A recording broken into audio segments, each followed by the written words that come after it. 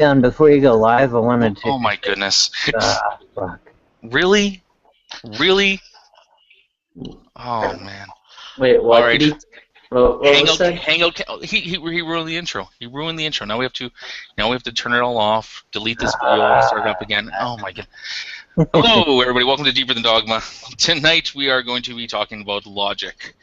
Now, recently in the community, actually, even as we were discussing this as a new topic, I started coming into contact with a huge amount of logical arguments, and not just arguments based on logic, but arguments for and actually one against the existence of God, based on just what is logic.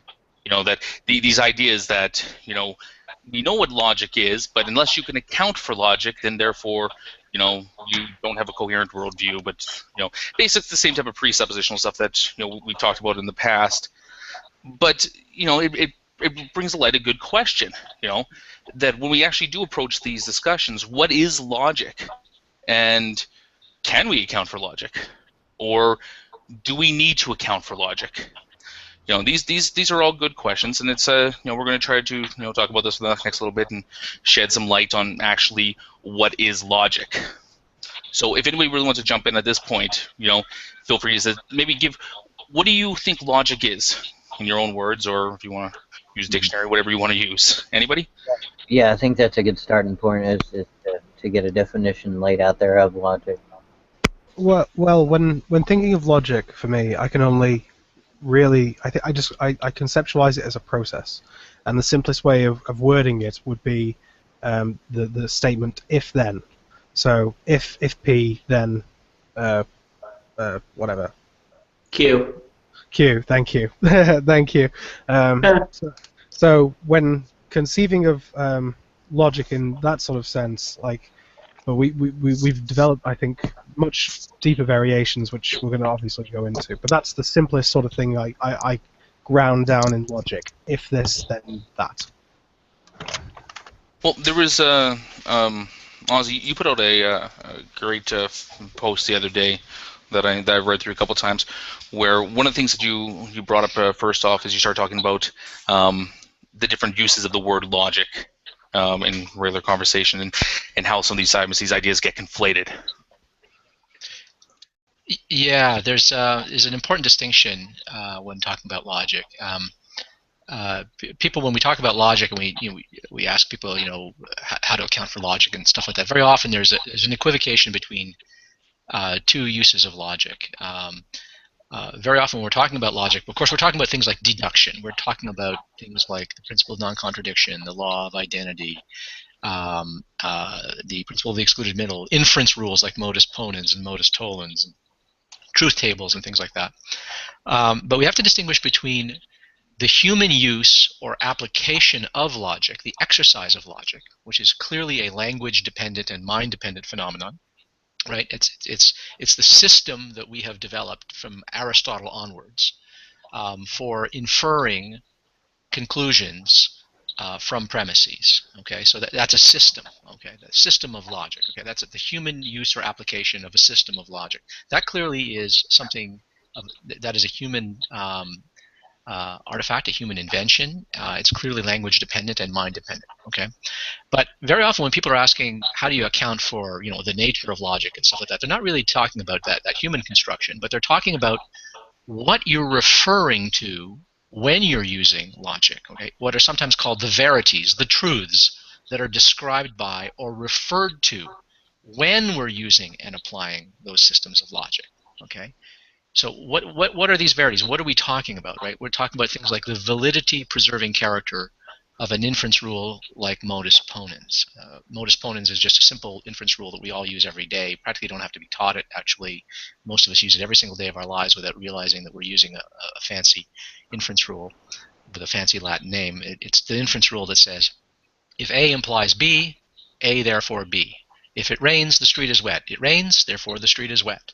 Okay, so things like that, and things like the principle of the excluded middle, A or not A, principle of non-contradiction, that it can never be the case of both A and not A, or the principle of identity, that A is A, everything is what it is and not some other thing. These sorts of truisms, these verities, these are often what we're talking about when people talk about the logical absolutes. They're talking about this is what's described by or referred to by this human invention of logic. Okay. Can I interrupt you for like 2 seconds? Sure. When someone talks about the absolute, the logical absolutes, is that the same thing as talking about logic? Well, like, are they two conflated, or are they just have a well, connection? sometimes, yeah, no, they're connected, but that's exactly what the distinction I'm getting at. In discussions about logic, people routinely confound our use of logic, which requires a mind and language to express it, and the object of language, that which is referred to when we're expressing or applying logic. Okay, and the objects of logic are the so-called logical absolutes, or the verities, or the truths of logic, right? And as for the business of sort of logic being absolute, that really has nothing to do with whether or not logic sort of floats around in the real world the way some people imagine. Logic isn't a physical object, obviously. It's a set of relationships between concepts. Logical truths are like mathematical truths, if you will. They are about relations between concepts. Okay, and I'll just give you a quick analogy here. Consider the concept of to the left of. If I say that this is to the left of that, okay, the property or the predicate, the idea of to the left of, is the property of being to the left of something, is that itself a thing in the world? Is to the left of a thing in the world? Well, surely not. But it describes a relationship. In this case, it describes a positional relationship between two objects relative to a person or a viewer. So concepts are real, but they exist as concepts, not as objects, not as physical objects to be met with in space. And you don't have to posit that concepts have an ontology analogous to physical objects, and that they have to exist in some quasi-physical realm or metaphysical realm of concepts, right? Would you say that, though, just to clarify, would you say there is a requirement for an ontological state to be present before concepts can even come into play? Well, we can't conceive of anything unless there is something. I mean, Right. I can't conceive of X unless at least I, as a conceiver, exist, right? There has to be something that can do the conceiving, right? But we can conceive of things that don't exist, right? A concept can describe a state of affairs, an actual state of affairs, or not. Right? Consider the concept of a unicorn, okay, or the concept the present king of France. These are concepts that don't refer to anything actually in the world, but they describe something. They describe something non-actual, right? And there's an intuition that some of us have that's incorrect, that concepts must refer to something real and actual, either in this realm or in some metaphysical realm, such as a Platonic realm of forms, or in the mind of a god or something like that. And that idea, that intuition, is a product of a naive and demonstrably false theory of language, the so-called reference theory of meaning. Concepts don't need to refer to entities. They can refer to relationships, and they can refer to things that aren't actual. And the truths of mathematics refer to quantitative relationships, relationships between quantities. And the truths of logic refer to relationships between the meanings of sentences and propositions that have to do with concepts like possibility and necessity and impossibility. And the term absolute here that Xbox brought up in this context, if it means anything at all, it just means exceptionlessness, right? It doesn't mean real in the sense of existing like some entity in the world. And one shouldn't commit the fallacy of reification just to assert that the truths expressed and described by logic are or might be exceptionless, right? The fallacy of reification is the fallacy of thinking of making real something, of realifying something. That's reification, and we have to guard against that naive tendency. So what I would argue is that logic is not about the real world. It's not a description of our actual reality. It's not a model of reality that just happens to be true, the way a scientific model is about reality and may or may not be true. Logic, the truths of logic, are true across all possible worlds, not just our world. And it's not a question of it matching our world. Logic doesn't just tell you if it rains, the street is wet. The street is wet, therefore it rained. It also tells us if the moon is made of green cheese, then people are pencils. The moon is made of green cheese, therefore people are pencils. That's logically valid, right? Logic covers every actual and every non-actual state of affairs. Its domain is not the actual specifically, it's the possible. And that's what differentiates logical claims from empirical claims. Empirical claims, in order to be true, have to match our reality. But logical claims are true independently of the facts around us. And that's precisely what makes them so interesting. It's what puts them in a class of claims of their own and not just, in the class of ordinary empirical claims. So really there's no issue of how do you know logic works, or why is it that logic describes reality, right? It doesn't describe reality. Logic describes every possible, even non-actual realities, right? And because it describes every possible state of affairs, right, that happens to include the actual state of affairs, our world. And that's why logic does describe our reality, but it also describes the reality where Ozzy is bald. It describes the reality where Ozzy is a woman, where Ozzy has two heads, and where Ozzy never existed. And it describes every possible state of affairs, including the actual world. And that's why nothing in reality can falsify logic. Everything in reality conforms to logic, but everything that's non-actual also conforms to logic, right? So logic is not a science. It is not a model or a picture of actuality. It is a description of logical possible space, right? So there isn't an issue of how is it that logic models reality. It models reality trivially. It models reality because it models every way reality could be, but isn't, and including how reality is. Could I put to that? So this idea that because reality is constituted logically, I suppose. Is this not to say then that we are incapable of recognizing a state of affairs that would not conform to logic or logical absolutes? If you Well, understand me. yeah. Like actually, a friend of mine in the community, Helena Handbasket, asked sort of a similar question. What if is it not possible that something like a contradiction, for instance, A and not A, that this is a Scotch glass and it is not a Scotch glass. Right? That's a contradiction, right?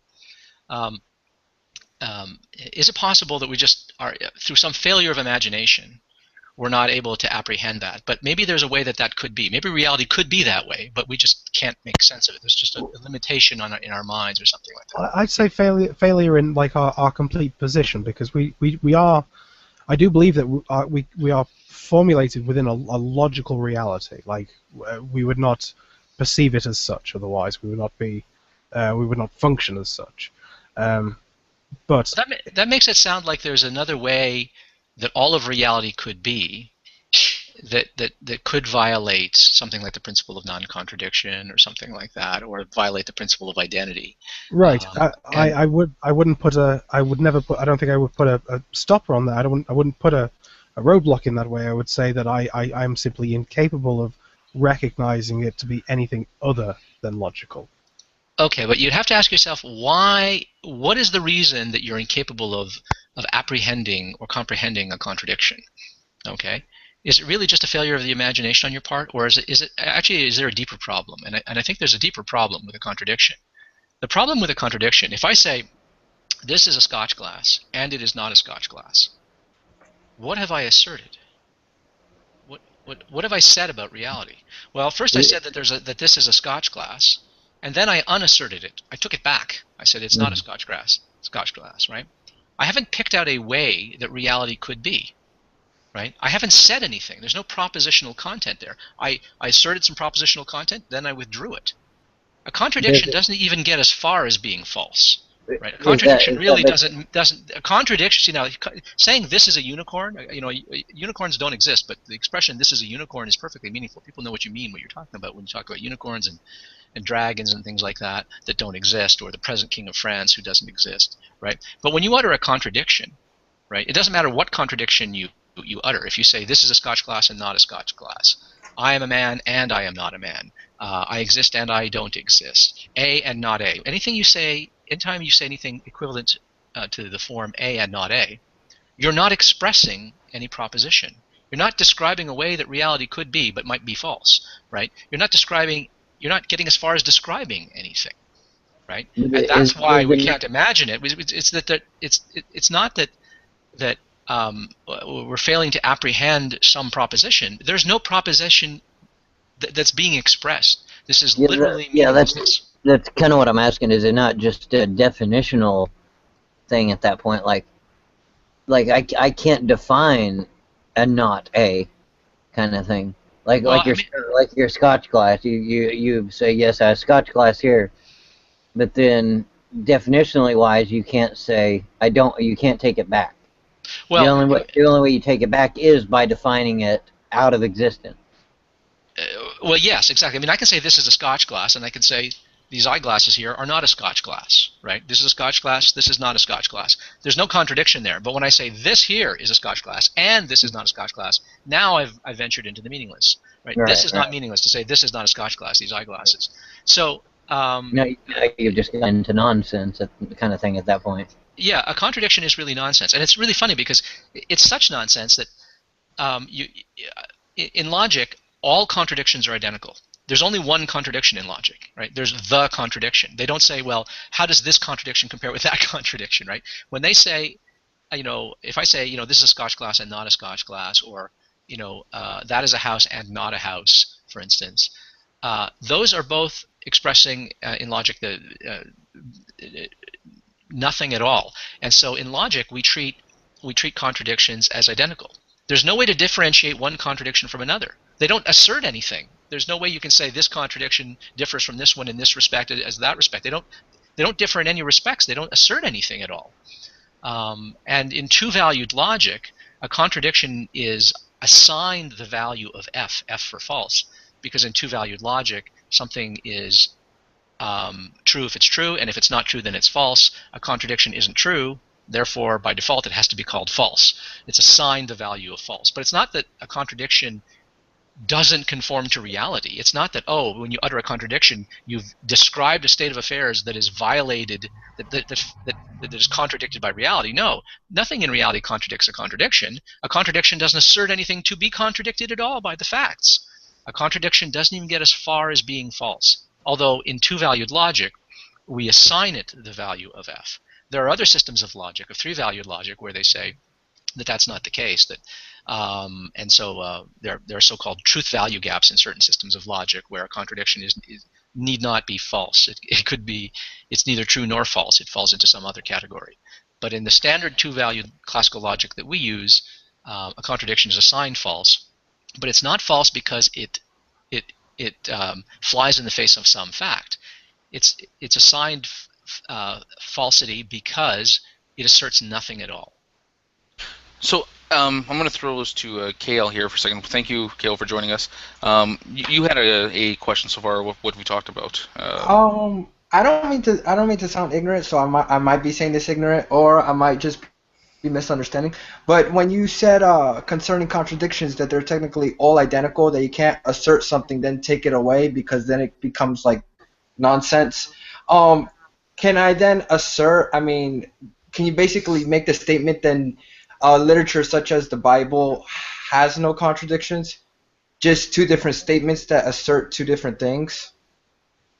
Yeah, I mean, you can always assert that something has been misunderstood, right? For instance, if I say, this is a Scotch glass and not a Scotch glass, that's a manifest contradiction, right? That is an explicit contradiction. I have literally asserted A and then I've asserted not A, right? When people talk about contradictions in the Bible, usually what they're referring to is that, there are some sentences over here which, if true, imply X, Y, and Z, and there's some sentences over here which, if those are true, imply not X, not Y, not Z, and then there's a contradiction, right?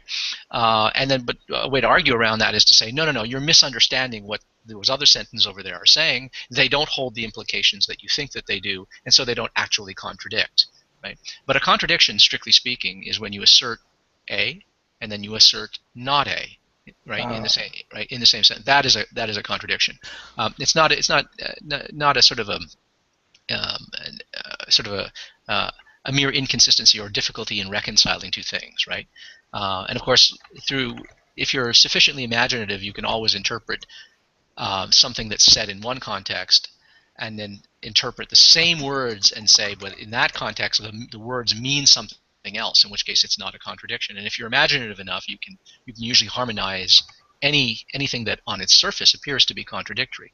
But you got to be careful there. You got to make sure that your reading is principled and you're not just trying to adopt an interpretation to avoid a contradiction where there might actually be one.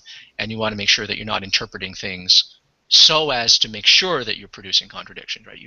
So a lot of atheists will try to construe things that are not obviously contradictory in uncharitable ways to make them contradictory, and a lot of theists who believe in the doctrine of biblical inerrancy will often try to construe things that certainly on the surface certainly appear to be contradictory, and they'll adopt an interpretation such that it will rescue it from contradiction, right? So whether or not something is a genuine contradiction or not is a matter of, are you interpreting the sentences correctly in their respective contexts?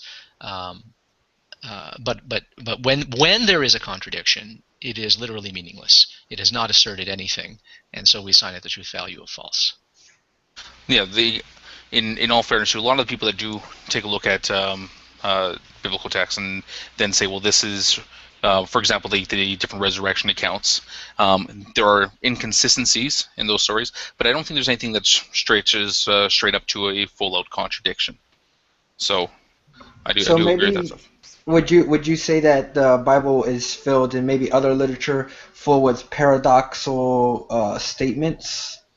Maybe seem contradictory on the surface, but maybe can be reconciled with other scripture?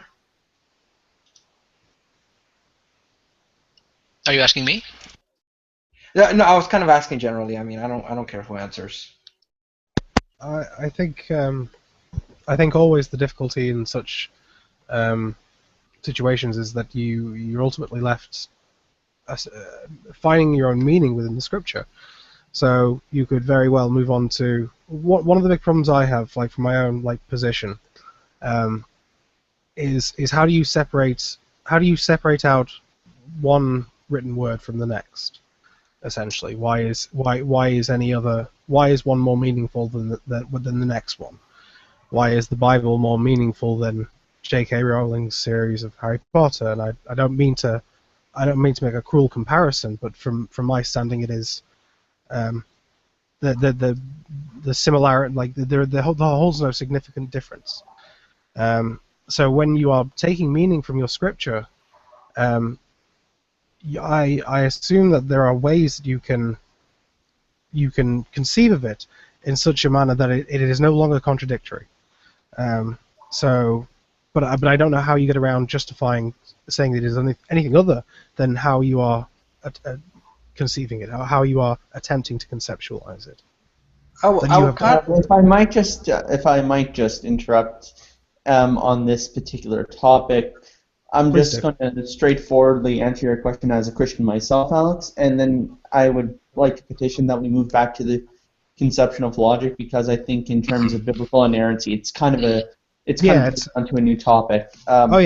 Please, sorry, it's going completely off topic. It can be answered whenever. Just from my own perspective, the Bible's inspiration comes from its religious context through the promise of Christ and the Holy Spirit, and it's safeguarded, and its meaning and interpretation comes from the foothold of Christian tradition made manifest in the early councils of her churches. So that's how I would kind of answer it. Now, I know you probably are dissatisfied with that answer, but that's just the short and sweet of my own. No, I think I agree. I think from a biblical perspective, unless you're looking at it from a biblical worldview, the Bible might seem rational to a lot of people. Not to sound offensive in any way. No worries. So one of the points that there's actually 2 points I want to address here. Is one of them is first off the laws of logical absolutes himself. Is that the majority of the time that that this stuff has come up, and I've gone and I've done some looking into it, I found laws of logical absolutes in Wikipedia. I see laws of logical absolutes all the time when when I'm reading through apologist websites. But when I'm actually studying the topic, they're never referred to as laws. They seem to be referred to as principles of logic or ideas like this. Now, I'm just wondering, why do people move towards calling them laws? It feels like it's almost like this idea to kind of conflate them with natural laws.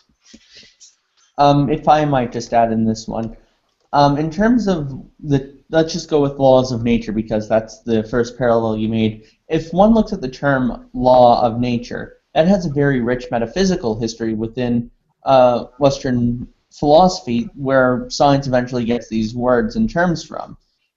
First of all, it starts off with Plato, who believed that the essences exists in this kind of Platonic heaven. And of course, for anything to have a set or observed regularity was because it's participating in being a reflection of this true ultimate perfect form, whereas these universals we're observing are vulgar, everyday versions of it. Aristotle then decided to kind of merge the two. Bertrand Russell famously stated that Aristotle was kind of like mixing Plato with common sense. The forms weren't in the heavens, the forms were just essences that were part of a thing where we observe these regularities from. And then later on with Newton and Descartes and much later philosophers starting from the Renaissance, these were kind of eternal ideas in the mind of God. And that's where everything's getting the regularity from. And then later on with Hume, they're just descriptions of observances we make into general rules and observations of the way we commit science and induction. So this is kind of how you get your evolution from how they were in their classical sense to how they are in their modern sense. With regards to the laws of logic, to go back to that one, in terms of a regularity we're observing here, it's that when we always apply these, when we always look at anything, we're always looking at something that's non-contradictory, something that's completely intelligible and malleable to the intellect. And this observation kind of breeds these general principles or these general statements. However, when you call them absolutes, I think what's done is more or less of a form of rhetoric, where you're kind of maintaining that, look, out of all these other facts we know of, the only reason we know or can claim them is because of these absolutes, and thus kind of pinpointing the significance of it for the purpose of argumentation. And it is a pretty interesting rhetorical maneuver. However, one has to remember that it's rhetoric. It's about which semantics you're using, nonetheless. So the main fact is we're still talking about the same thing, but you have to remember it's in the context of rhetoric and putting forward a position. By rhetoric, do you mean exaggeration, Max? By rhetoric, I just mean the art of convincing. I think you mean overstatement is what you mean. I mean, the way I see it, you just described the laws of logic as descriptive, right? So in that way, I mean, they come about in a deductive sense, never an a priori or in a way an inductive way of sensing it, isn't it? I would like to think that we are talking about something that is absolute, or that the laws somehow extend outward past our descriptions of them, but isn't that the problem we're talking about? Is that we're attempting to describe, in a general sense, what we observe. I mean, we're trying to put a description on the world around us, and I think that's the entire point. Is to call them absolute is an exaggeration, an overstatement. I think in a very extreme way, because we're simply discussing what we observe rather than what is out there. And especially when we're talking about logic as being a statement of making a case or trying to make your case about the probability or the likelihood of something. I think there's a major issue with trying to say, use the overstatement of absolute or law, I think is the wrong term in that sense, because we're talking about the description rather than the actual thing. Yeah, I wonder if I can interject with something here, actually. That Absolutely. bears on this. Well, first of all, Saka, you're right. I mean, in the field of logic, you won't hear logicians talking about laws of logic and logical absolutes and stuff like that. That is a kind of rhetorical flourish that you'll hear in some quarters. You hear apologists use that kind of talk an awful lot. You'll hear that expression echoed in the great debate. But I mean, logicians talk about systems of logic, principles of logic. They'll say something like the principle of non-contradiction, or the principle of the excluded middle, or the principle of identity. They don't usually say the law of identity, the law of non-contradiction. To talk of law makes it sound as if something ordained that reality will be this way, right? And I think that for a lot of theists who imagine that God sort of created all of reality, they imagine that God sort of ordained a logical reality that could have been otherwise, perhaps, right? And just the way that they imagine that God ordained physical reality with its laws of nature, right? F equals ma and E equals mc squared. That sort of God, created the universe according to certain principles, and so the laws of the natural sciences are mirroring or descriptions of the actual laws, that the way that God laid out reality. And I think a lot of people have, from the religious camp, have a tendency to imagine logic in a similar vein. But that's kind of an odd thing, because, as I said, logic isn't about this world; it's about all possible worlds. So, in a way, logic doesn't depend upon any facts in the world for its veracity, right? And that's why there isn't any logician out there that's struggling with the problem of why does logic match our reality, right? Right. The way scientists might say, why does this particular equation fit reality, right? That question doesn't arise in logic or in the philosophy of logic, really, because that's a problem that would plague induction, right? Why does induction work, and can we trust it? But logical claims are true definitionally. That is, by the very meaning of the concepts that we're applying. When you say that a triangle has three sides, all summing 180 degrees or something like that, right? You're stating a definition, and when you utter a logical claim, a truism such as A or not A, well, that's true by definition in all models, in all possible worlds, not just in this one. And so because it doesn't describe some state of affairs that just happens to be empirically true in our world, but it describes how things would be in every possible state of affairs, it wouldn't matter how God created our physical reality, logic would still hold. I've sometimes heard people say things like, if reality were to change, logic would change. No, any system, any statement of logic is exactly a statement that could not change even if physical reality changed, right? If physical reality changed and that changed logic, that sentence of logic that changed never belonged in logic to begin with. That wouldn't be a logical statement. That would have been an empirical statement, right? What makes a logical claim a logical claim is precisely that there is no place, no circumstance, no time, no condition, no world, actual or imaginary, where the claim could be false. That's what we mean. That's what makes a claim logically absolute, right? That there isn't a reality where A or not A could be denied, not even a possible one. And there isn't a reality, real or imagined, where logical contradictions such as A and not A are true. So logical claims are true, but not because they accord with empirical facts about our world or in some Platonic realm, but because they describe every possible state of affairs. And similarly, logically false claims, that is contradictions, describe states of affairs that don't exist at any possible world. And that's what we mean by impossible. And so it's okay, I think, to speak of logical absolutes as long as you understand what you're talking about there, that you're talking about statements which sort of definitionally are such that they would hold, they would abide no matter what reality was like. Right? That's why this class of statements are called logical statements as opposed to empirical statements.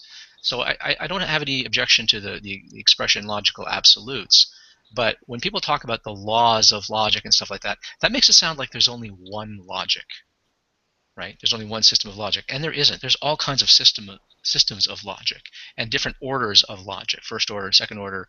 Yeah.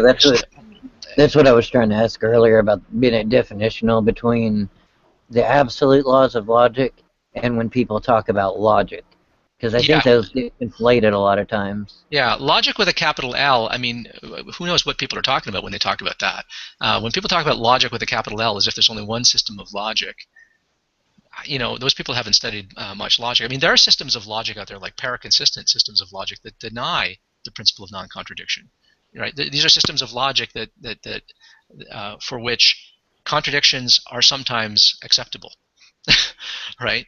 It's just a little bit puzzling and mind-blowing, but there are systems of logic like that. And then there's, three-valued logic, intuitionistic logic, relevance logic, illocutionary logic, fuzzy logic, right? So there isn't one logic. There are many logics. But the sort of what we're talking about normally when we talk about logic are the truisms that we all take for granted. Things See that. Sorry, that brings me on to the point. Before I forget again, I'm sorry.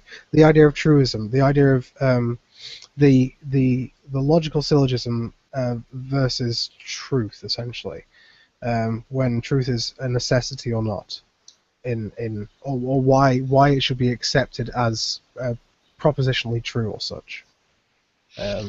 Why the truth should be accepted in such a case. Well, I mean, in the case of something like the principle of the excluded middle, right? A or not A. If I say this is a Scotch glass or it's not a Scotch glass, that sentence, right? A or not A, that's going to be true in every possible world. So we have to assent to it. It covers every possible case, every possible reality you could imagine, right? Think of all possible worlds, all the ways that reality could be.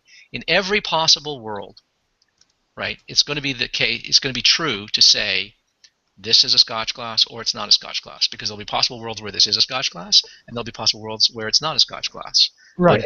And no matter what you call it, I mean, you could call it a pill bottle, and it would still either be a pill bottle or not a pill bottle. Right. It'll be A or not A. It won't matter. I'm just thinking back to the dogmatic response that you get, which is it either tends to be but do you know that's a Scotch glass, or do you know that that's true?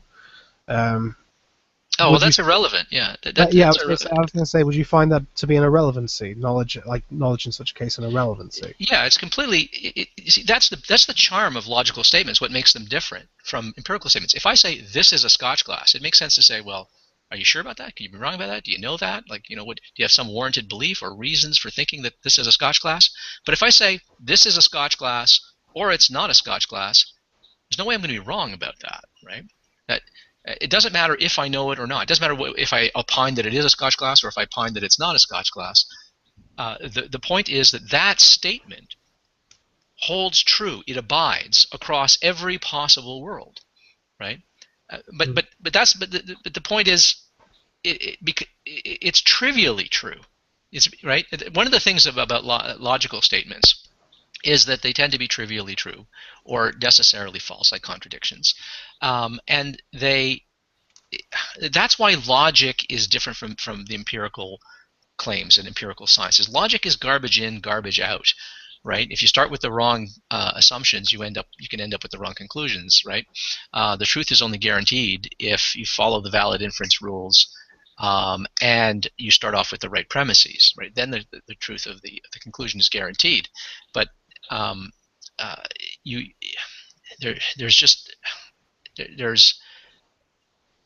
mean, something like A or not A is not particularly informative, is it? Right? Because you can substitute any proposition for A. Right? As Xbox said, this is a pillbox or it's not a pillbox. That too would be true, right? So they're not. These truisms are not informative, right? You have to think of them as extreme limiting cases on intelligibility and conceivability, right? They describe the broadest possible ways that reality could be across all possible worlds, and consequently, they don't pick out any particular possible world. They don't pick out any particular state of affairs. Right, so they're not particularly informative. They're almost vacuous. So, okay. Sorry. Oh no, did you have anything else you want to add before we move on? No, I just wanted to say, and from my position, I would dismiss such things as being an irrelevancy. Would you say that is a fair position to take, or do you think I'm being judgmental? Well, it's okay to be judgmental. I just think it's the wrong judgment. I think that they are the limiting cases, right? Something like A or not A is the limiting case of when something can be true. This is a statement that is not going to be falsified by any possible state of affairs or observation or experience or anything like that. And so, but that has a use. I mean, here's an analogy I use an awful lot. People may tire of having heard me say it, but think of a two-dimensional flat plane, a Euclidean flat plane. Okay, we experience all kinds of flat things, right? Roads and tables and floors and things and walls. We explore all kinds of flat surfaces in the world. We discover them all the time. We build them all the time. But a Euclidean flat plane is absolutely flat. It is featureless. There are no elevations, even to the finest level of measurement. A Euclidean flat plane is flat, and it's infinite along both axes in both directions. Okay? Would it be easy and it has no thickness. It has no thickness either. It's not like a tabletop that has a thickness. Okay. That's the part I have a trouble with, is the no thickness. But if I minus that, would it be like me looking at a piece of paper with a drawing on it, and I'm on that piece of paper on that flat plane? So No, even if there was a square drawn on it, it would still be flat. There would be no height to the square that I drew. Even the ink would either make a depression or create a bump. But the point is, in a flat plane, it would be absolutely flat and it would have no height. Now you might say, well, what's the point of that? Well, look, geometry has a point. Geometry is useful, right? Even though there are no flat planes in reality, right? There are no perfect triangles, no perfect circles, no Euclidean flat planes in reality. There's actually a Star Trek where they deal with that. They come across organisms that live on a Euclidean flat plane, and it shows them they come across it and they can't see it, but if they go above it, they can see it. Right. But when they're even with it, it's not there. Yeah, that reminds me of Flatland. Yeah, but the idea is that something like certain logical truths, which are truisms, which can be fairly vacuous. The point is they are like limiting cases of things that we do use all the time, and just like a geometric flat plane or the concept of infinity, the concept of infinity, like there isn't an infinite number of anythings in the world, right? There are no actual infinities in the world, but there don't need to be. Infinity has a value, right? It has a function, and it allows us to distinguish between things that are finite and infinite. And it's the same thing with a geometric plane, and the same thing with the concept of the principle of the excluded middle, or the principle of identity. And then think about something like the principle of identity. Everything is what it is, and not some other thing. Right? That's actually enormously useful, right?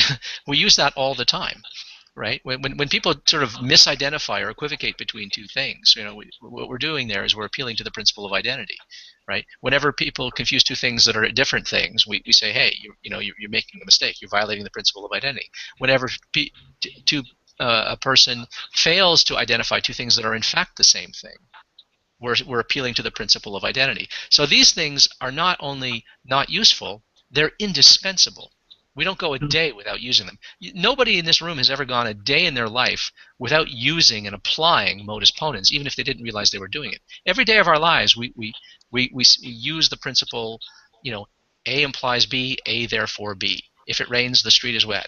It's raining, therefore the street is wet. If it's going to rain, I better bring an umbrella. Oh, it's raining, I better bring an umbrella. I mean, every day of our lives, we use these principles. We might not have been aware that we're using logic, but we are. We are, in fact, deploying logic all day long, every day of our lives, not just in speech, but embodied in our very actions. And so I think they're not just meaningless at all. They're indispensable. They're at the very heart of how we think and what we do. So, one of the things you brought up there was like the three system logic there, and this is where you get into things like I think what was it, like Sorites paradox? Yeah, the Sorites paradox. Yeah, that's it. Yeah, the heap. Yeah. Yeah, the heap problem. When is a heap of sand stop being a heap of sand? Yeah, so-called fuzzy logic is what you're talking about there, right? Yeah, or we can describe somebody as bald when they start losing their hair, but they still have hair. How can somebody be bald and not bald at the same time? Or that's the third system there, where they're just kind of neither. When you start losing your hair, when do you officially become bald? Yeah, well, in two-valued logic, you just get around that by stipulating what constitutes baldness, right? So when does a heap of sand stop being a heap of sand? You just imagine you got a heap of sand. Everyone agrees that's a heap of sand. Then you take away one grain of sand after another, the heap gets smaller and smaller. At what point does it cease to be a heap? Well, I don't know. The boundary conditions for heapness are unspecified, right? But the point is, in principle, we could specify them. We could say that something ceases to be a heap at such we could just arbitrarily cut it off, right? But in fuzzy logic, there are sort of rules in place that would allow you to have sort of fuzzy boundary conditions, right? But I have to be careful here because I don't know enough about fuzzy logic. I'm going to start talking about my pay grade here if I start doing that. Fair enough. We can go back on some of the topics that we had here. Well, I like the hold on, we need to timestamp that when Ozzy gave up and didn't know something. All right. Yeah. Noted. I think that's a historic moment that I have never seen before. No, that's unfair to me. That's both too kind and unfair. I routinely beg off answering questions or cut myself off and say, I don't know what I'm talking about here. I'm guessing. Or, quite a bit. Yeah, you know what, John? I actually, when we were discussing this in the last few days before we went on air here, I actually brought up the water molecules thing because me and Aaron Volunteers were discussing this. And one of the things that I had said is that does a group of water molecules possess the characteristics of wetness? And how many water molecules do we have to define in a group before we recognize it as having the characteristics of wetness?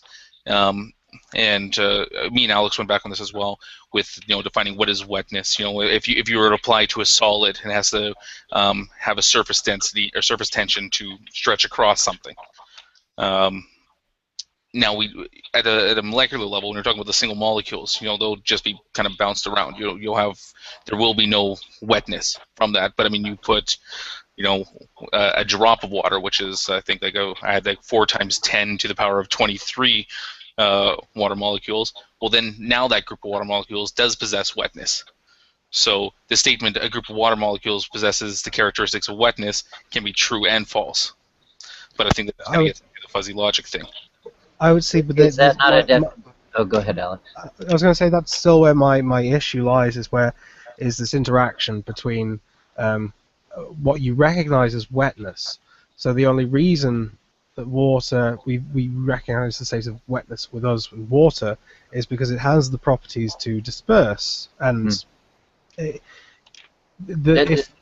kind of what I was going to go at. Does it not just become a definitional thing of what wetness is at that point? Yeah, it's not actually down to a property of the molecules. It's a property of our definition. Yeah, so you could say that when state A and state B come together, there is wetness. But when state C and state D come together, there is also wetness. Because we're applying a relation to possibly two separate things within reality. It's just how they are interacting. We may come across some material where we may have something like mercury, where we would never think of mercury as getting anything wet per se, because it's a dense metal, but it may cause that kind of property. Yeah.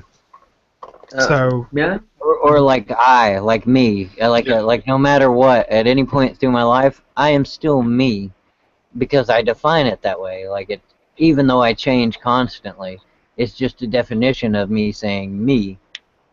If that adds anything to the conversation. Maximus, you wanted to add something in?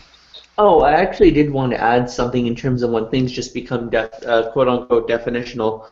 Just because things become definitional doesn't mean you've necessarily hit a bad spot. It just is a spot where you're trying to get your terms straight. And there's nothing wrong with it. For example, usually when and I've had this come up in arguments before in terms of theism. Usually when describing the nature of God, aside from predicating existence, of course. Usually when this comes with the cosmological argument. I've seen this at times with that particular one, where it's construed as question begging because you're just defining God as having no beginning. Well, that's not necessarily the case. The case is that there has to be a cause and has to have a certain set of preconditions to be said first cause, namely it can't be infinite or have anything to do with infinities, because that's the very reason why we're bringing up this first cause for a beginning in the first place, not to mention it would have to be things like immaterial, time, so on and so forth. Now, of course... No, that's a good distinction to make, because I didn't mean to demean something by just saying it was definitional. Just to clarify one thing, the only time where it's not allowed, or it's question making, is when predicate existence to it, and that's it. And that was actually the main problem of the ontological argument as presented by Immanuel Kant back when he was dealing with that. So for Kant, the predication of existence was when someone was making the question, not any other property or predicates. Let me clarify too, because I wasn't meaning to demean anything by saying it becomes down to definitional. The only time I have an issue with that is when it becomes like the fallacy of definition, where you're defining something in or out of existence just by definition. And and I don't think we were doing that, but so I just wanted to make it clear. I wasn't trying to denigrate anything by saying it comes down to definitional. Oh, okay. All right, that's fair enough. I'm sorry if I construed you as saying that. No problem.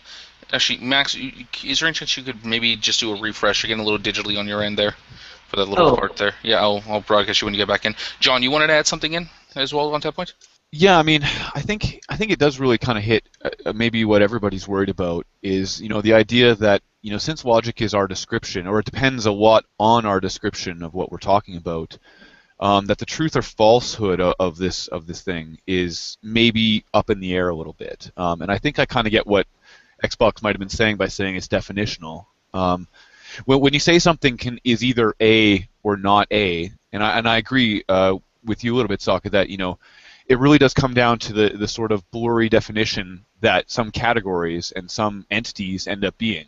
When we talk about something is A or not A, and we say something is wet or not wet, that category is sort of a little bit dependent on our own description of it. And in that case, I think that even illogically, it might not be illogical to state that it can be both A and not A, depending on which definition you might be using. I think it is sort of troublemaking that it sort of does seem like it's a fuzzy logical argument.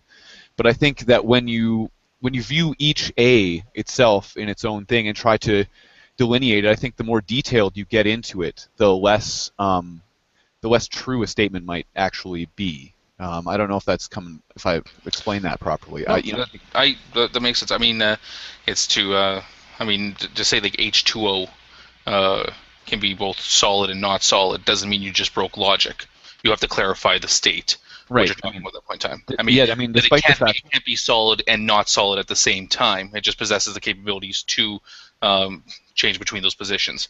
And then there might be a fuzzy in between as it's transitioning between solid and liquid. Right, and there's also, when we're talking about the A, we're describing an object or at least a concept, and I think that usually is a fuzzy enough image that sometimes contradictions can make sense when we view them.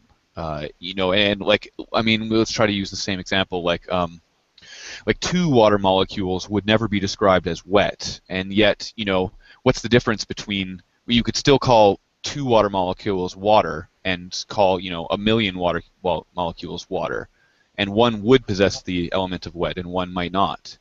And so if the proposition water is wet might be true and false in that sense.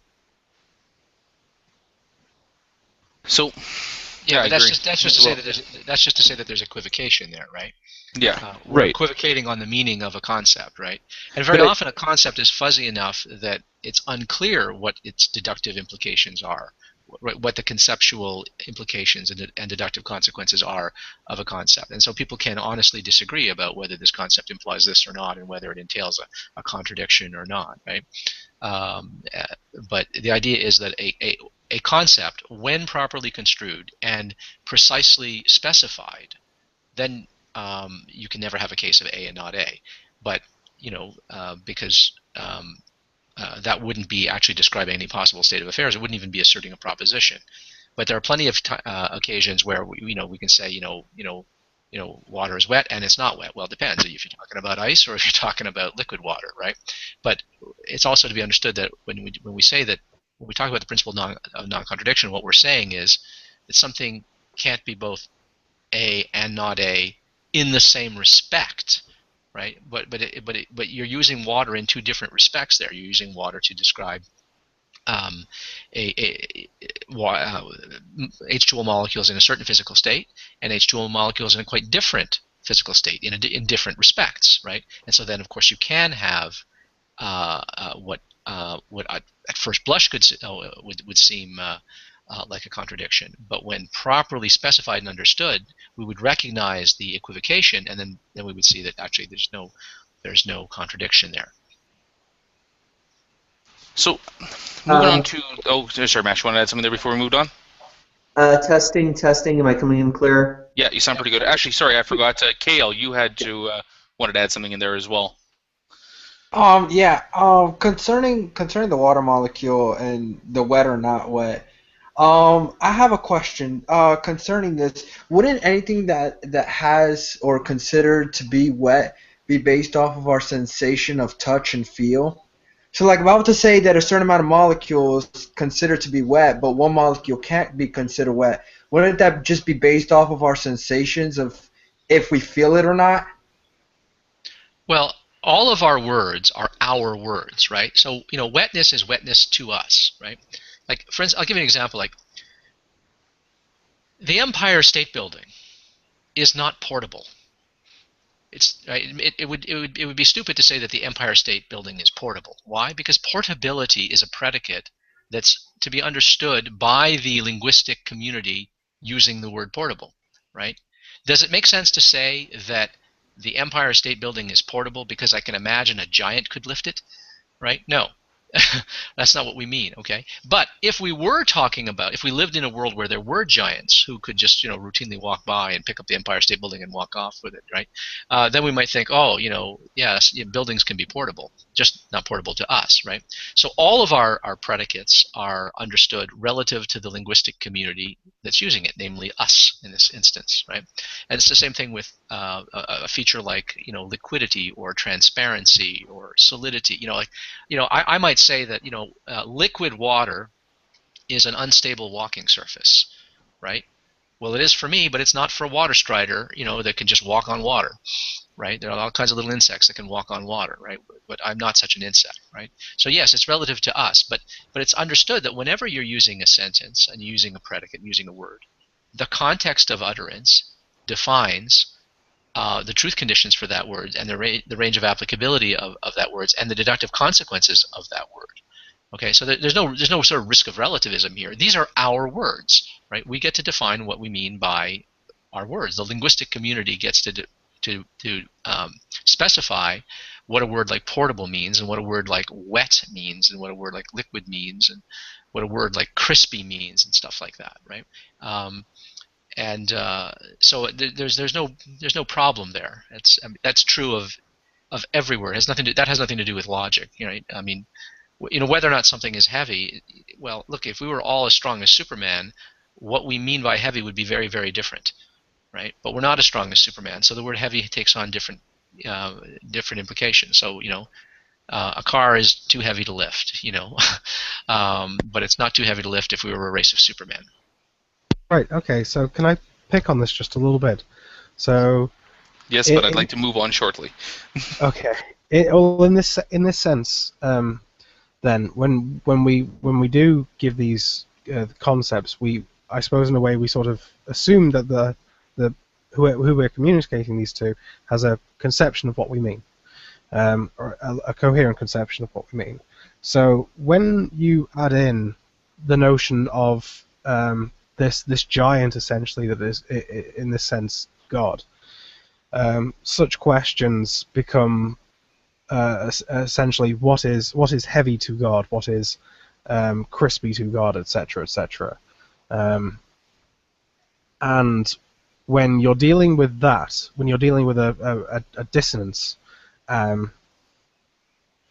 how can you be so sure, essentially, that, well, at least when dealing with a fundamentalist who holds a very extremist view towards the position, how can you ever be sure that they can conceptualize in the way you are conceptualizing? You just have to ask them, what do you mean by this word? This is what I mean by it. And if you discover that you're using the word differently, then you just have to say, okay, well, look, we either have to agree on your definition or mine, or we're going to be equivocating. That's it, right? That's all you can do, right? I mean, supposing I think that, you know, the Honda Accord that I drive is offers a fantastic ride, a smooth ride, but you have different criteria for smooth ride, okay?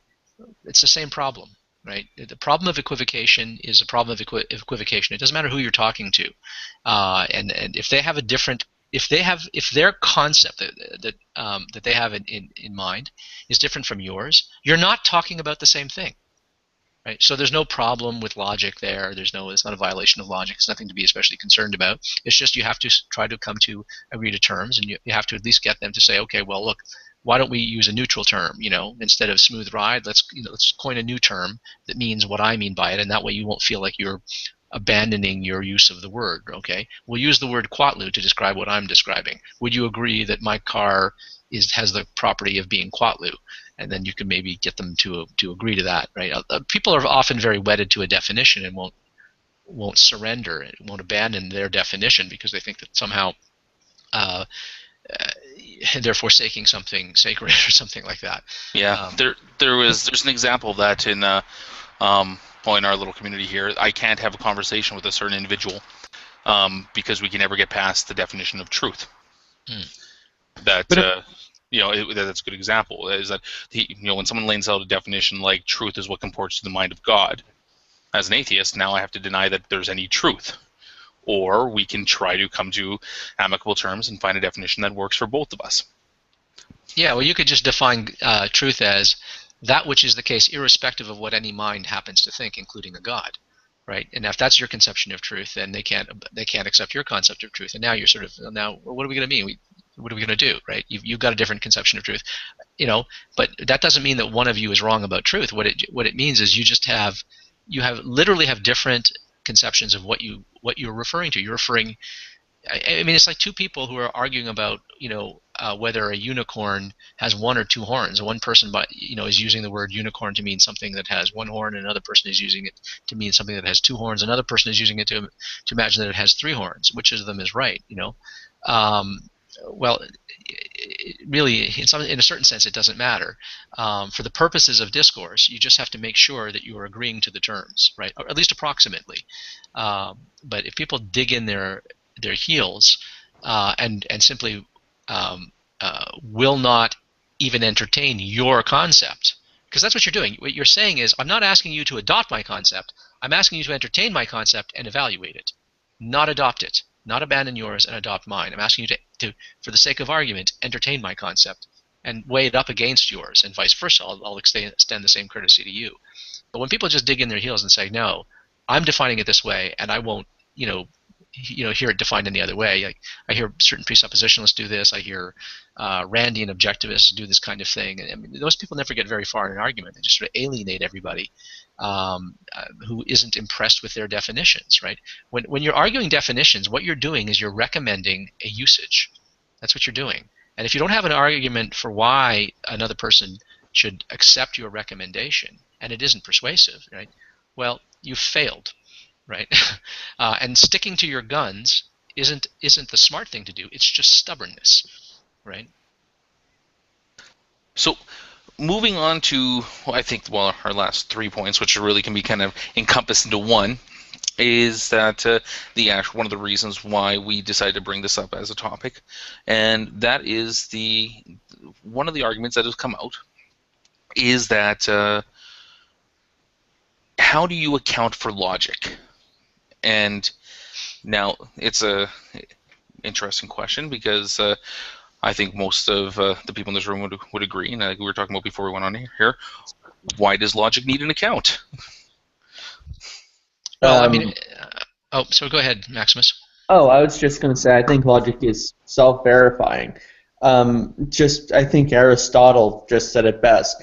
The proof for logic is these logical principles is this: try running your life without them. Just go ahead and try it, and essentially, you can't do it. It's practically impossible. No one could. And this isn't just speaking from a pragmatic point of view.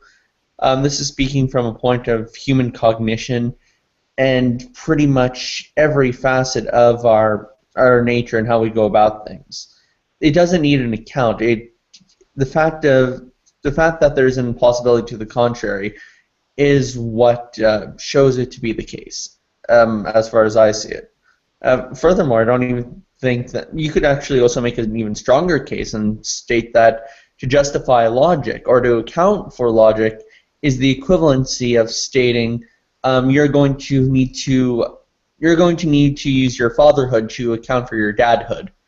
The notion of accounting presupposes that logic works or logic is the case. So it makes no sense to say, give me an account of logic.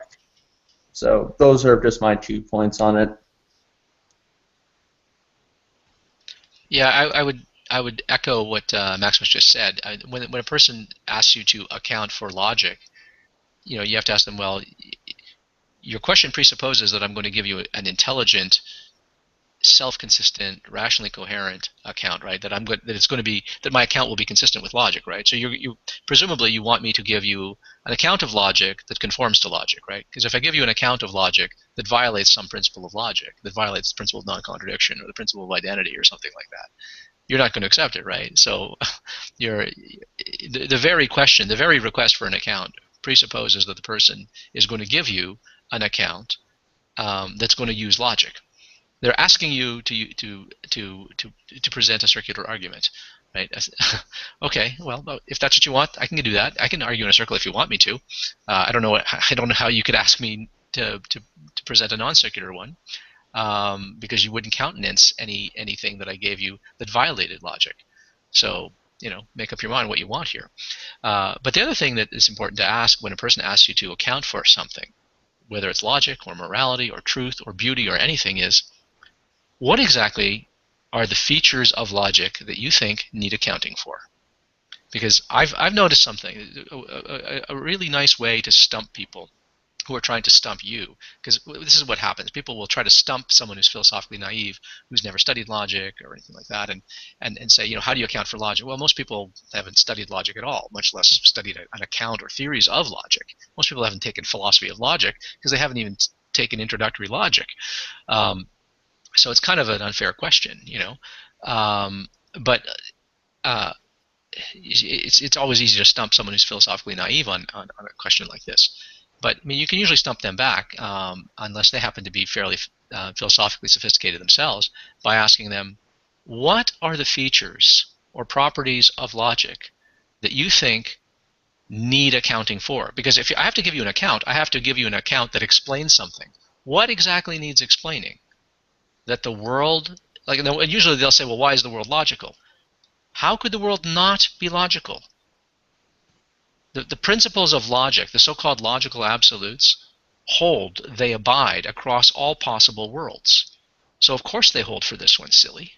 Of course. How could they not hold for this world? They hold for every possible world. There's no possible world where A and not A, which is a contradiction, is acceptable. There is no possible world where A or not A is false. It's always acceptable. It's a truism, right? Where the principle of identity holds, right? So what are you asking me for an account of? What features, what is problematic about logic, according to the people who are asking these questions, that needs accounting for? And when you answer that question, then I will be able to formulate an account that satisfies, hopefully, that question, that addresses that problem. But usually what these people are doing is it's kind of blank check. They're just, they know that the other person doesn't know enough about logic, much less have any theories of logic to be able to answer the question intelligibly. And as Maximus said, any account of logic you give presumably has to itself conform to logic. If it violates logic, it's going to be incoherent and unintelligible and unacceptable to the other person. So the other person has to accept that you're going to argue in a circle, that you're going to use logic to defend logic. They're asking you to do that. And so consequently, they can't say, don't use logic to account for logic. Your question demands that I do. Is it not so fair? You better let me do it. In that sense, is it not fair to then ask if you can account for logic using non-logic, and then you are, I think this is a Psi 10 thing, you are then able to respond with pizza sleeps fast much under the West, or something ridiculous, with an absurdity essentially. Is that not essentially like where it eventually all leads to, if you're going to take that sort of dogmatic stance? Why do I require using logic to account for logic, essentially? Can the use of logic be justified? Yeah, well, that's called the problem of deduction. There's the problem of induction, which is how do you justify induction? That's Hume's classic problem. There's a certain assumption that is made in induction that informs every induction, and every time a person tries to justify induction by appealing to prior experience and prior successes with induction, they're arguing in a circle. But there's an analogous problem with the problem of deduction. How do you justify the use of deduction, the validity of deduction? Well, what am I going to use other than things like modus ponens and the principle of non-contradiction, the principle of identity, and the principle of the excluded middle? What am I going to use, right? And what do you recommend that I use, if not those? Yeah, it comes down to, I mean, if how do you disprove the validity of logic? Well, you'd have to form some type of logical argument to do so. Right. I can't prove that logic doesn't work without using logic, in which case I will have presupposed the truth and reliability of logic in my effort to disprove it. And it'll be the same thing if I try to prove its validity and reliability. I'll have to argue using logic in my defense of logic, and hence we'll have argued in a circle and beg the question.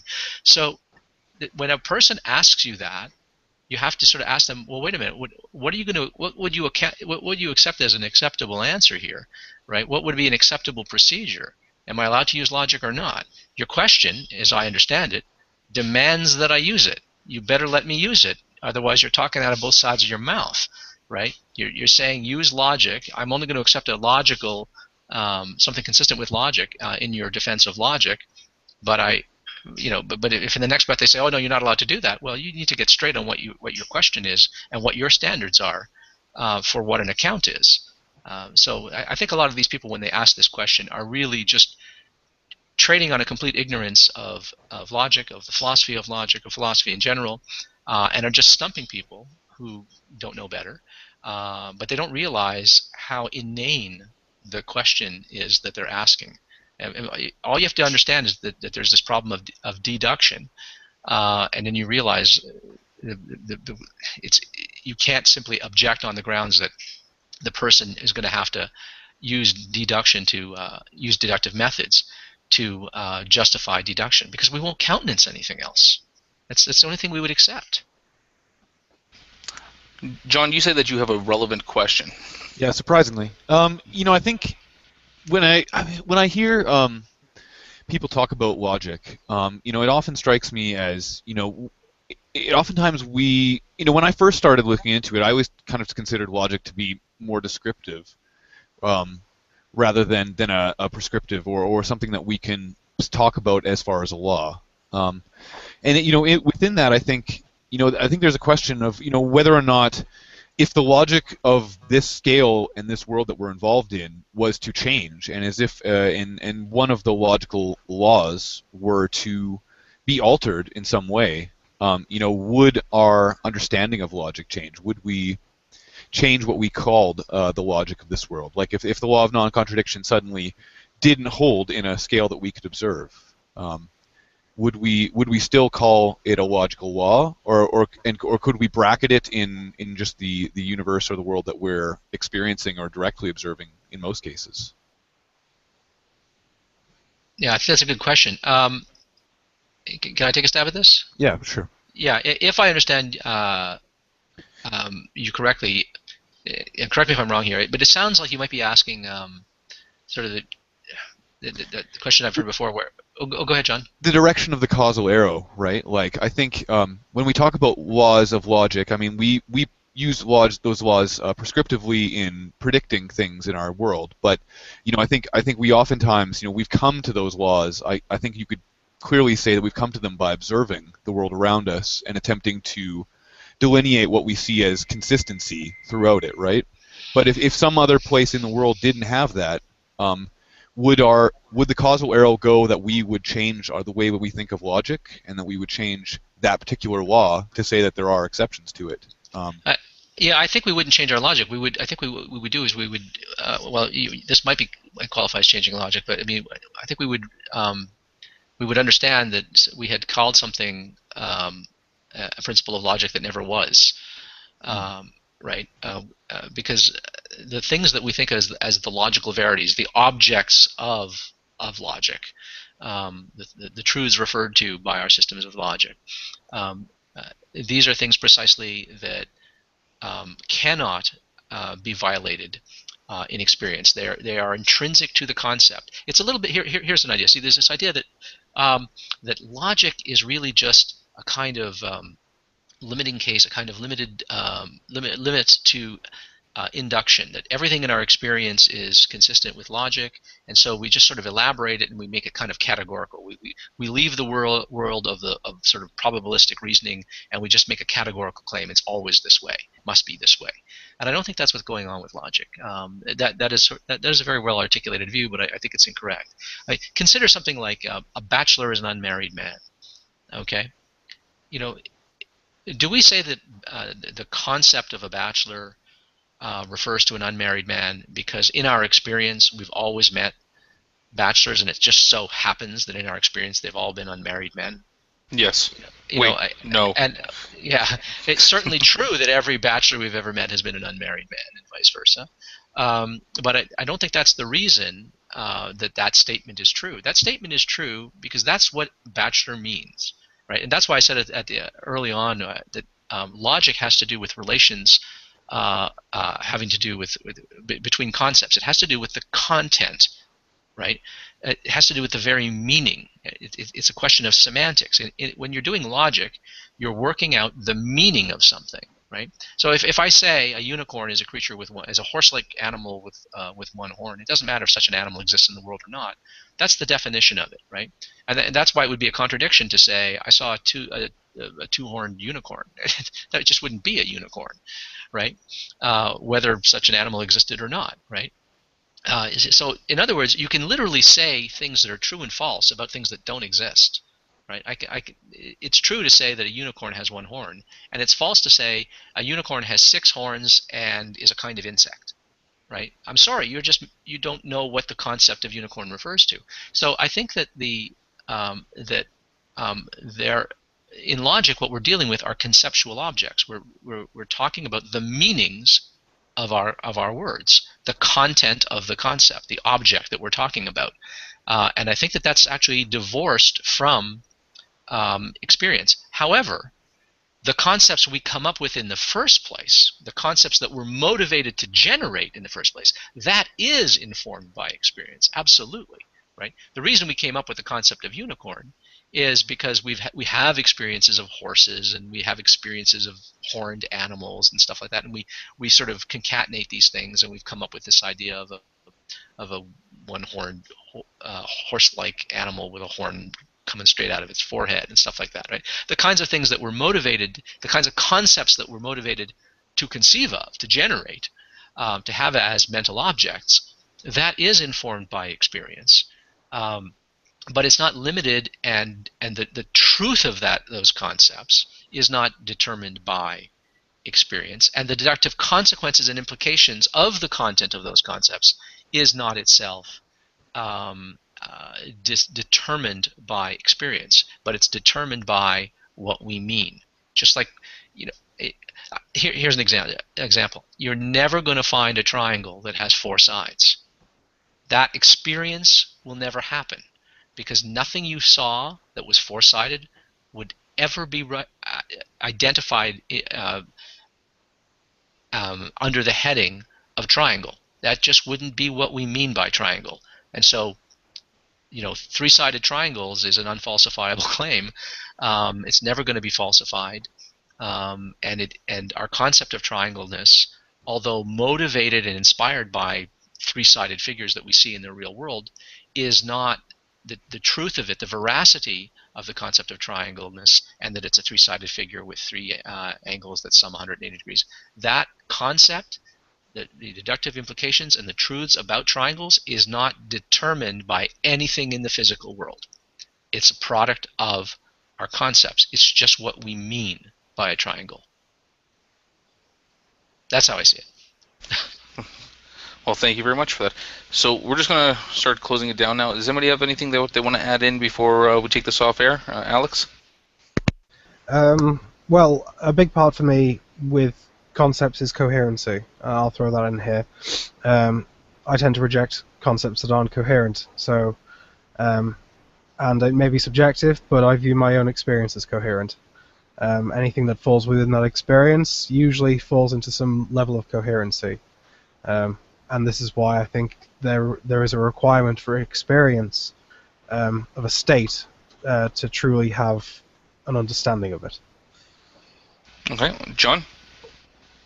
Yeah, I mean, thanks for inviting me, Saka. I think it's a really great topic. I think one of my problems is that I think logic oftentimes gets used in a rather, not dishonest way, but I would say a biased way, where definitions sort of end up being, like we've been saying, sort of equivocated, and I think that's something that happens very easily, and especially if you don't have a really clear definition of what we're talking about. Oftentimes, things might look good or seem logically consistent or coherent, but once the image becomes clearer, I think it might not hold up as well. That would be the only thing I have to add. And thanks, Ozzy, for taking my questions. I appreciate it.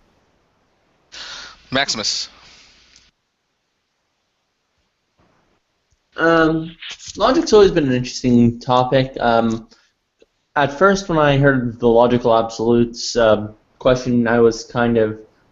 One of the interesting things was it was by Matt Slick, but another very important fact that I remembered was theoretical bullshit immediately dissuaded me from anything following what Matt Slick was saying. So that was pretty awesome, just speaking from my own history. And since then, I've always kind of found interesting the ontology of logic, or if logic even requires an ontology, and I think for me that's usually a far more exciting question. But yeah, good hangout. I appreciate everyone's opinion. Ozzy, thank you for clearing a lot of things up and providing good future explanations. John, I always appreciate your inquisitiveness. And thank you, Deeper Than Dogma and Xbox Fiend for hosting. And Alex, thank you also for participating as well. Ozzy. Well, thank you for having me, and thank you for letting me prattle on as long as you have in these trying to answer some of these questions. I'll just sum up by reminding people of something when it comes to talking about logic. It's always helpful in discussing these questions to separate the objects of logic, the verities, the truths that are described by or referred to when we're applying this human system that we've elaborated of inference rules and such. Okay, so there's the human use or application of certain systems that starts with Aristotle and works all the way up to the present, and all the systems of logic that we have presently. Those systems that we have developed, that is clearly a product of human language and the human mind. But it doesn't follow from that that the truths of logic are just strictly up to us, right?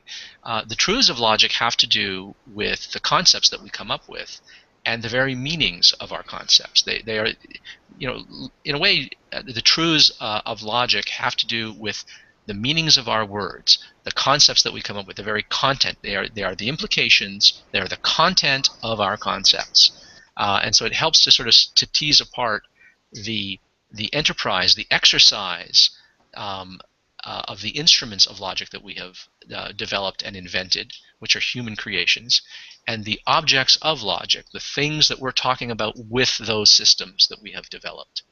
That, I think, if you could sort of keep that straight in your head, you can get around a lot of equivocation, because a lot of gotcha moves that go on that have to do with talk about logic and logical absolutes and that sort of stuff has to do with people sort of slipping back and forth between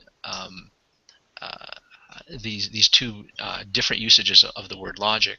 And people on the other side of the fence, on sort of my side of the fence, the atheists who try to sort of argue against what they see as a potentially oppressive and metaphysically extravagant notion of logic anchored in the mind of God or some Platonic realm, have a tendency to sort of deflate logic and think of it only as a system of arbitrary definitions that we just happen to have come up with, and we could have just defined things differently.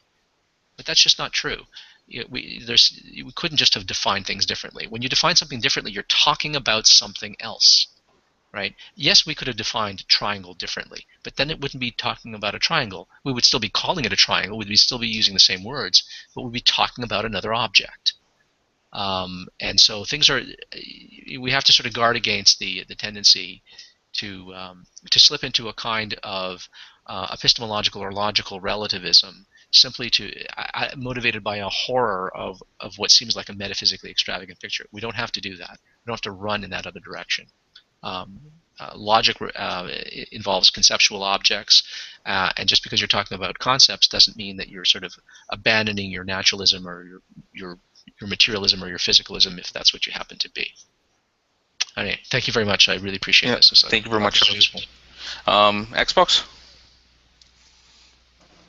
Yeah, I enjoyed the show. Like I said, whenever we started, I'm critical thinking, skepticism, logic. These are all relatively new terms for my vocabulary, and y'all have helped a lot.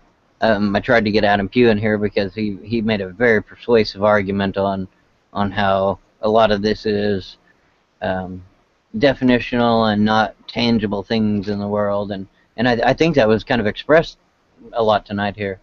And I enjoyed every bit of it, and it helped me a lot understanding this. So I'm sure audience-wise, it helped them as well. So I want to thank the whole panel tonight, and thanks a lot. And I'll be having the after show as soon as we're done here. I'm happy to stick around for that if people have a few more questions, if I can clarify some of what I was saying. No, that'd be great. Yeah, if anybody has any questions about logic or any disagreements with anything that they heard discussed here tonight, then the after show link will be, I'll actually post, or Xbox will post it onto the comments of this video as well for anybody that wants to join in. I want to thank everyone on the panel for coming in tonight. Ozzy, thank you very much for fielding a bunch of questions from everybody, and thank everybody for having some good questions to ask. And little kind of a other shout out type thing here is that for people in the community that might know, Helena Handbasket is a she has contributed a bit to the show in behind the scenes, some of the topics, some of the discussion stuff, really great, really smart person. She will be doing hopefully a series soon on logic. She's expressed some interest in it, so give her support on that. If anybody want to help or ask questions or whatever, encourage her along. Please do that. And thank you again for watching. Any suggestions for upcoming shows, or if you want to come in and join in on a discussion, feel free to send myself, Deeper Than Dogma or Xbox Fiend here, a message. And again, thank you guys for watching, and have yourselves a good night. Good night.